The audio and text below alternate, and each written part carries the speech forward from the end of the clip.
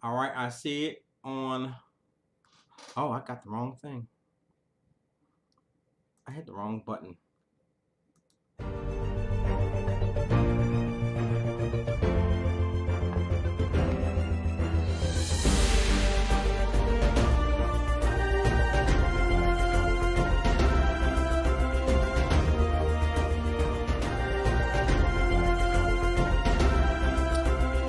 Let me go live. Because I forgot it's not live, it's not private. So I have to change that real quick.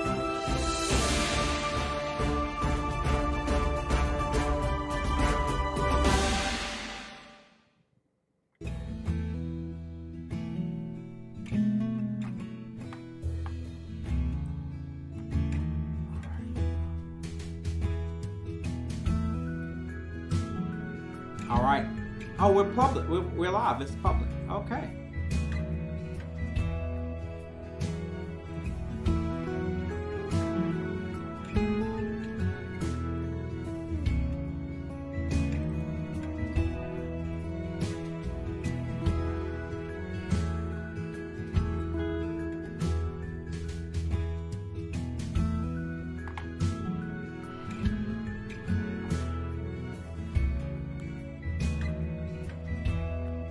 All right, guys, we are.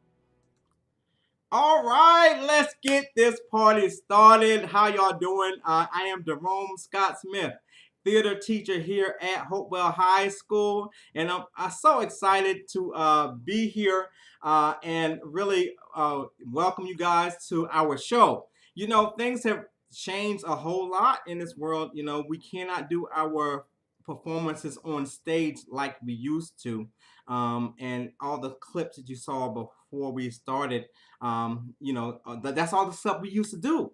So now we're in a different space, a completely different space, and so we have to do things a whole lot different.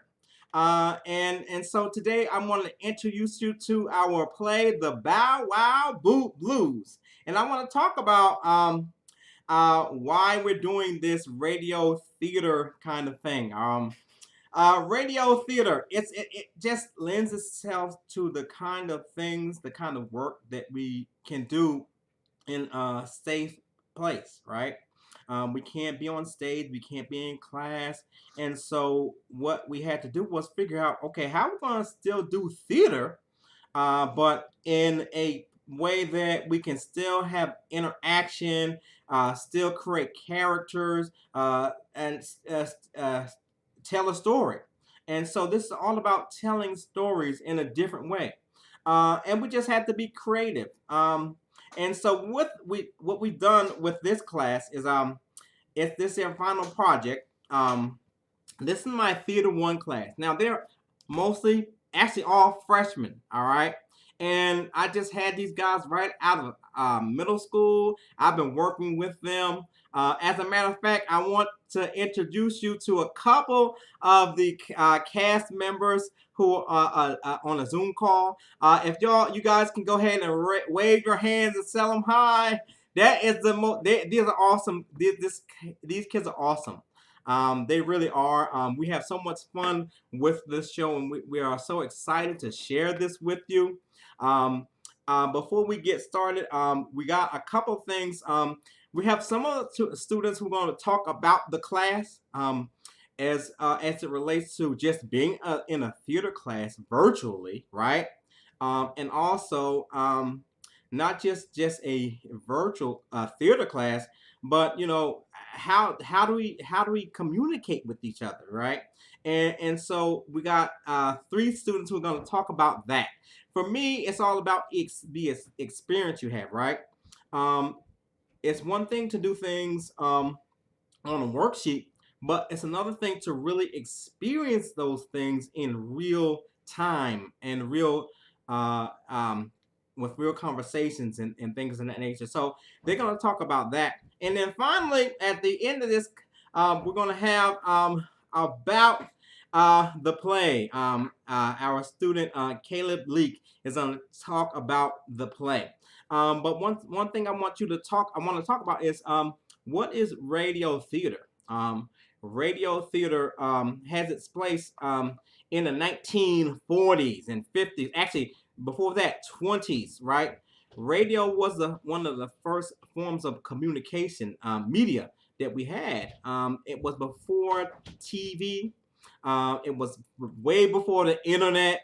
If you think about it, a radio theater piece is almost like a podcast, okay? So that's why I want you to understand. You're not going to see the actors, you're going to hear the actors. So what we had to talk about was how to make everything so that the audience can really understand the story in an auditory way, so you can hear things, okay?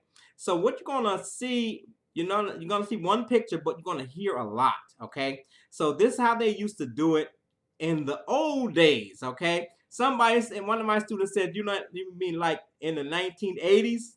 No, we're talking about the 1930s, the 1920s, okay? When this kind of radio was really the only source of entertainment they had, that first sort of media. So the families would gather around in the evenings and listen to the stories like The Shadow and The Lone Ranger. As a class, we listened to some of these things. War of the Worlds was another one we really listened to. So as you're watching today, just close your eyes and listen, okay, to what you're going to experience, because it's all about the sound you're going to hear.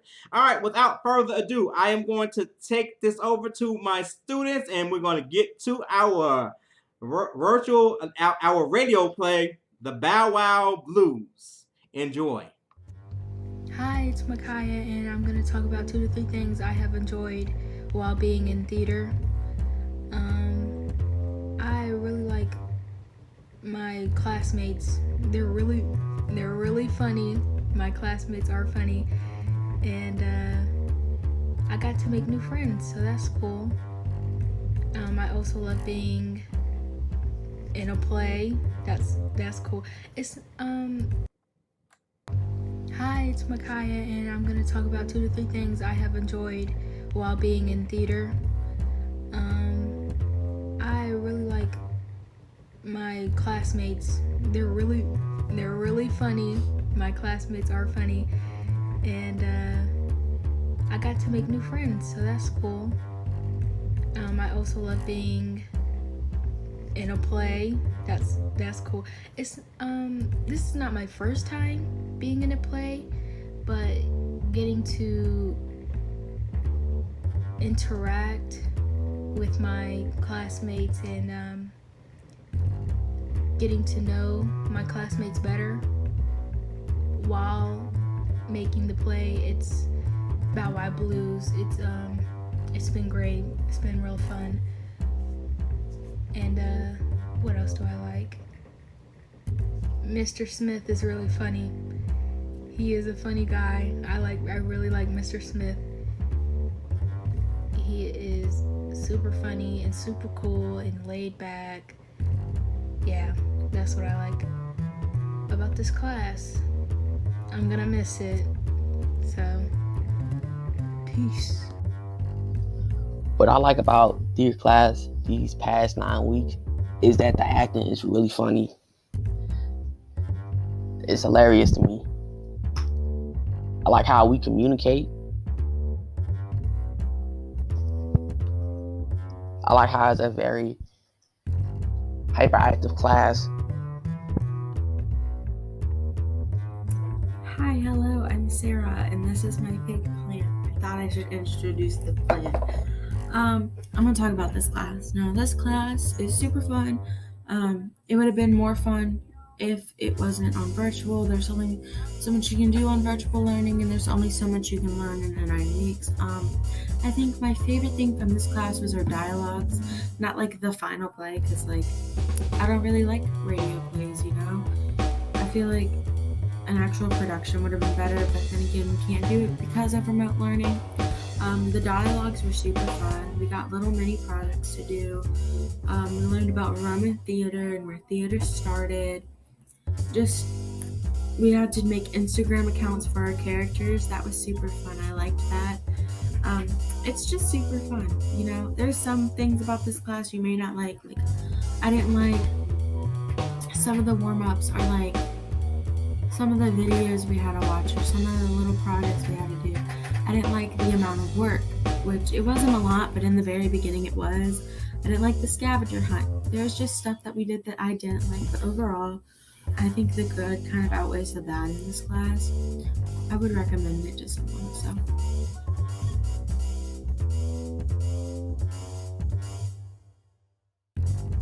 Hello everybody, and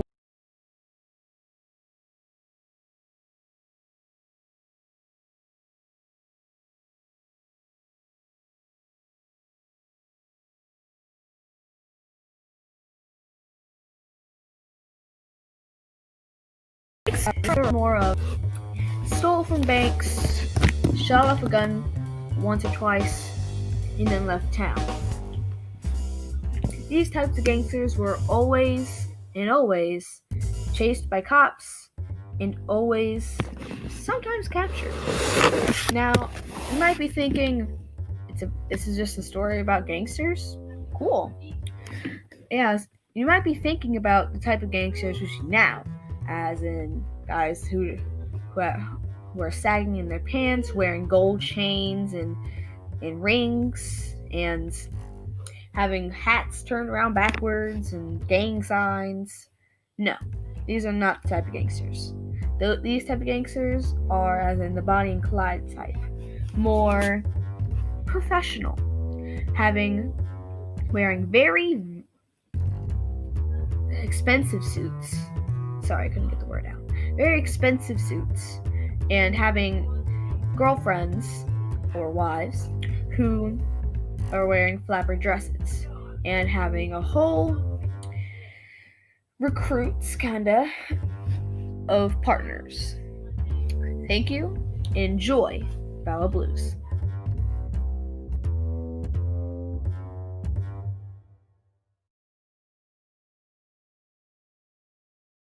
You'll never catch us, copper.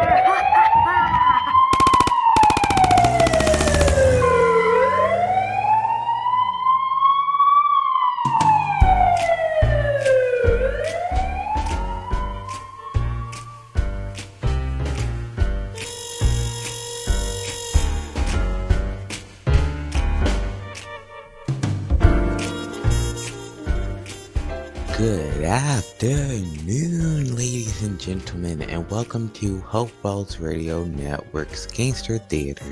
Now, these aren't the kind of gangsters you kids think, with drooping trousers, long t-shirts, and golden necklaces on men, but real gangsters like your grandparents heard of, but hopefully never saw. These are Bonnie and Clyde gangster driving 1939 sleek black cars wearing zoot suits and shiny leather shoes, strutting around with pretty girls in long pearls and flapper dresses. But before we begin this week's episode of Gangster Theater, a word from our sponsor, Power Case. Tired of the same old creamer? Your coffee need a lift? Your tea too tangy? Try Happy Dairy's new creamer, Giggling Ginseng. That's right, Giggling Ginseng is made with 100% natural ginseng. Giggling Ginseng will give you a giggling feeling every time you have a cup. Just stir it all up with that Giggling Ginseng in your first cup of coffee. And feel the difference. Happy Dairy's Giggling Ginseng in the dairy aisle. From your favorite dairy, Happy Dairy. Happy Dairy's motto, Happy Dairy, where even the cows are happy to hang out. And now for today's episode of Gangster Theater!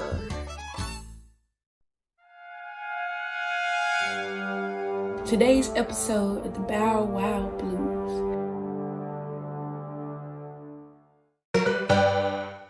The story so far, Joe and Motley Timmy 2, Stanky and Burley have been hitting all the banks in eastern Missouri.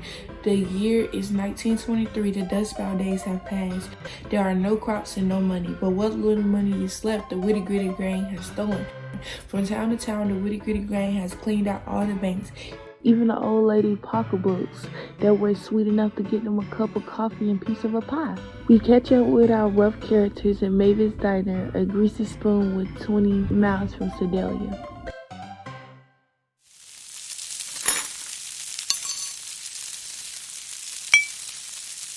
What'll it be, Smithy? The usual? Mavis, go ahead and wait on them fellas over there. I'm in no hurry, but these fellas look like they're starving. Thanks, doll. You're such a gentleman. I'll take care of our guests first. Thanks. More cream, Miss Mavis, honey. Yeah, here's to you, Stinky. Fast thinking out that river road from KC. One more bank in Sedalia, then we're heading home to Chicago. Thanks, boss. But what about Geraldine? Shouldn't we wait for her? Nah, she'll catch up. She shouldn't have gotten out of the car back in KC. And she should have looked through her power room. I bet she could have waited until Warrensburg. Yeah, boss. That'll teach her. Stinky, you ain't always right. Sometimes we women just need to freshen up a bit, that's all. You men don't know everything. What'd you say, Chloe? Chloe, you better watch your supper. Pretty soon Joe will say we'll be the next baggage left behind. Nothing, Joe. Chloe didn't say nothing. There's your cream, Joe, darling. Know how much you like your coffee with cream. Yeah, You keep your mouth shut too, Shirley, or the two of you will be the next baggage left behind. That's telling them, boss. Ah!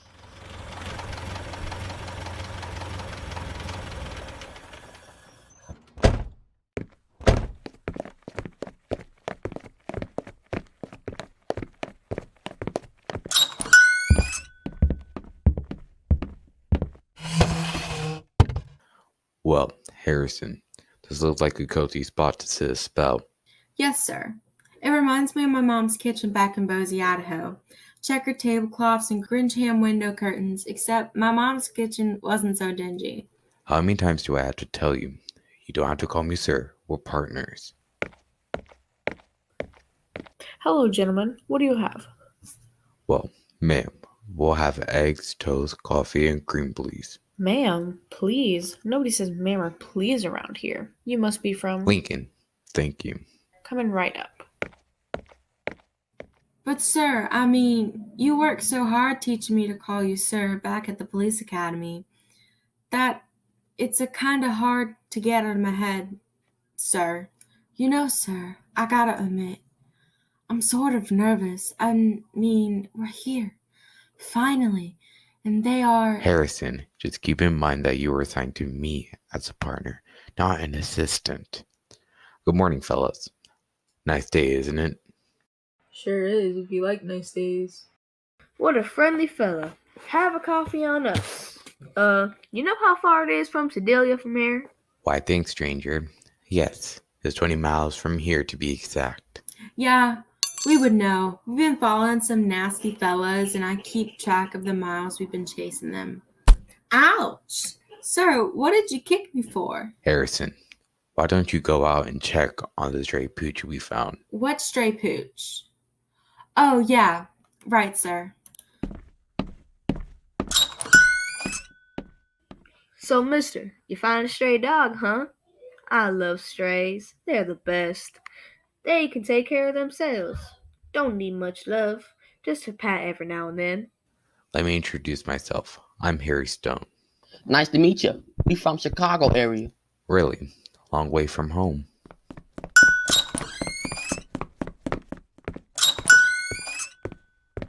Sir, the dog's getting cold out here in the weather and all. Your dog's cold. How you know, fella? Shaking. A lot and all. I hate to see dogs cold. Nothing sadder than a shivering hound. Huh, Burley? Yeah, Joe. Except maybe a shivering dog. Hate to see a woman cold. It don't go along with their femininity and their girlishness. You think, boss? Yeah, Burley. So this dog, you found him on the road from way here? It's a her. Huh? No, I said her. He's a her. What? How can she be a he? No, Stinky. She's a her. Beautiful, long, furry legs and all. How you know my name? You told us when we first came in here. You too, Joe. I did? I don't remember. Must have been because you haven't slept in a couple days. Because of traveling. Yeah, the traveling. It'll do it to you. Sorry, sir. There's a problem. Problem? Maybe we can help. Bob, go with him. I don't think so. Sir, the dog is hungry. Not a problem. Harrison, ask Mavis if she has any scraps for it. Sir, I don't think that will work. A steak would be better. Steak. Joe, have you ever gave steak to a dog? For a stray? Mr. Stone, what kind of stray you have out there? Oh, a beautiful one with long golden legs. Furry legs. Mavis, yeah, steak. And you order one for the road. Of course I got a steak. What do you think I'm running here? Some greasy spoon? Well, yes. Never mind him. A steak, please. Mavis, rare. Coming right up.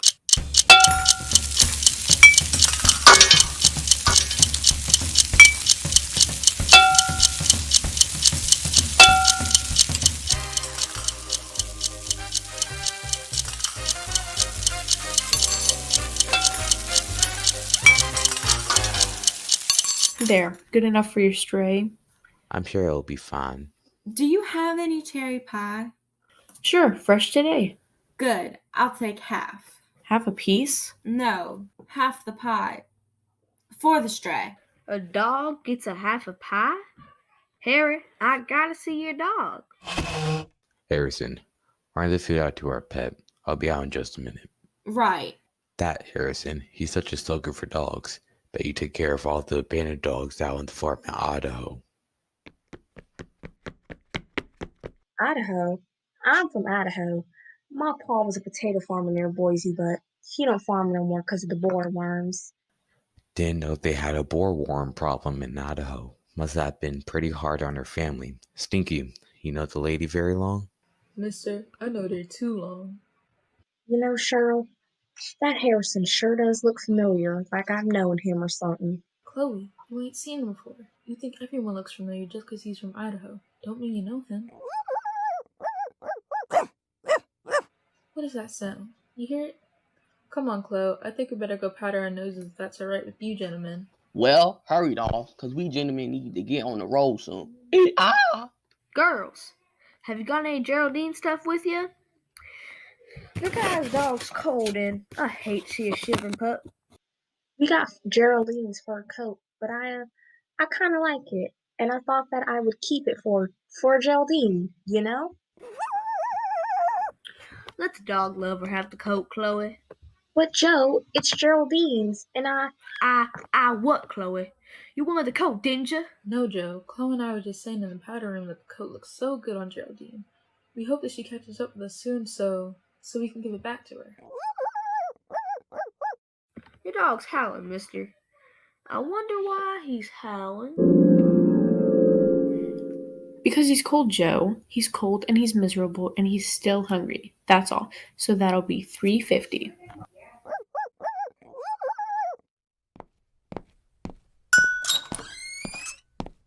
I'll pay for it, boss. You go ahead and finish your coffee. So, Joe, why did you leave me behind? Dana, how'd you get here? You look terrible, Deanie. You would too, Dopey, if you was left behind. But some sweet gentleman helped me out. Fellas, the jig is up. You're under arrest. How did I do, sir? Good work, Harrison. Cuff him. I knew it. Your dog was pointing the finger at us, boss. But Stone, I thought you had a dog in your car. 'Tweren't no dog, Joe. It was me. I helped them. But why, baby? Because, Joe, you only care about two things in life. Cream in your blessed coffee and getting back home to Smoochie. Smoochie? Dana, how could you? Because, Joe, there are few more things important than one's Pekingese. Me, for one. Boss, we've been trying to hurry home for Pekingese. I thought that we had to get back quick to Chicago, hide the loot, and get invisible. Okay. I'll admit it. I miss Smoochie. Ever since I seen that dog outside the farm and home at KC, I've missed my girl. You mean this one in my purse? Oh my, I almost forgot about her. She's mine, Joe. She was abandoned, Joe. Some terrible person dropped this beautiful blonde Pomeranian in that horrible alley, like you dumped me. But now she's mine. And mine, Miss Geraldine. Right, honey. Ours. Then Sergeant Stone and Officer Harrison came along right after you sped off, splattering mud all over my Chanel dress, might I add, and rescued me. Face it, Joe, you got stiff this time. Give in. Stan, Bob, we lost. I got him, sir. Come on, fellas. Ma'am. Outside with y'all. What? Oh, I never did like that Geraldine anyway. Mavis, honey, you can keep the silly fur coat. We won't be needing it where we are going. Thanks, Mavis. You're a gem. Anytime, Harry. You know I'm yours. Hey, Fats, bring in Fanny. What a great hound. You must have been whining long enough. Here you go, girl. Have a steak. Hey, Harry, my dog Fanny threw off the robbers whether there was a dog or not.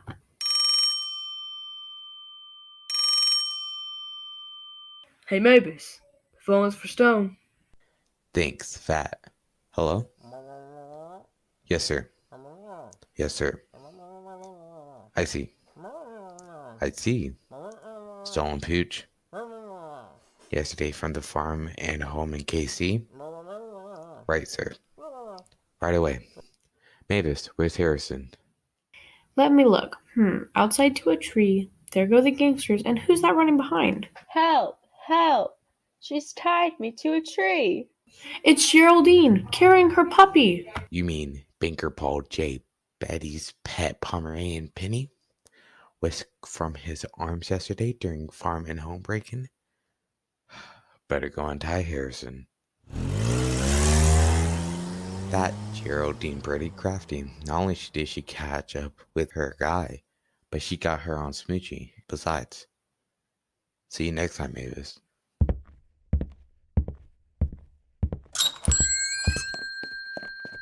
There's Joan goes again. Sure hope he catches the witty gritty gang next time.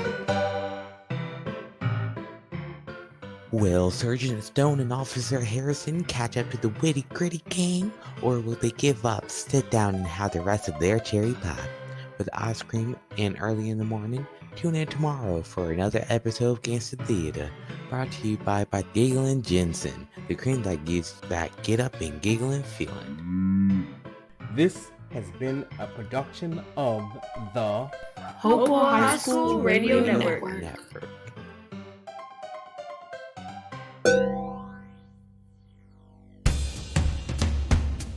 These aren't the kind of gangsters you kids think, with drop-ring trousers and long jean shirts and gold necklaces on men, but real gangsters, like your great-grandparents heard of, but... Tired of the same old creamer? Your coffee need a lift? Your tea too tangy? Chloe.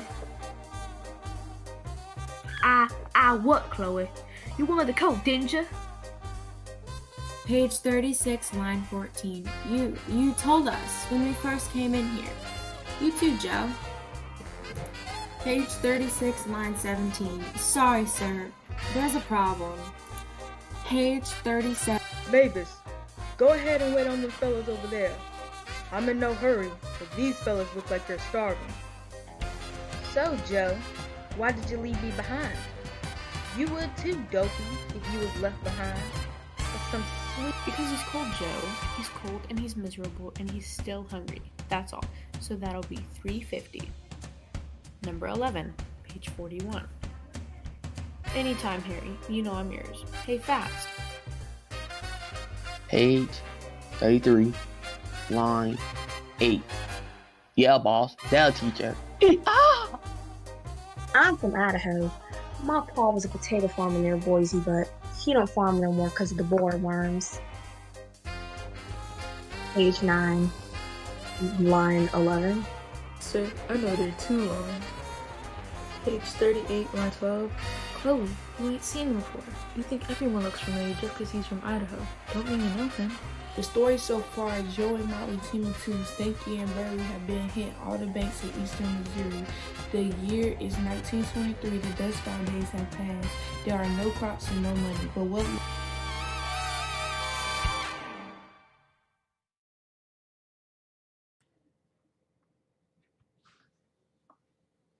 Well, thank y'all so much for an awesome experience with us, and we hope to see you next time.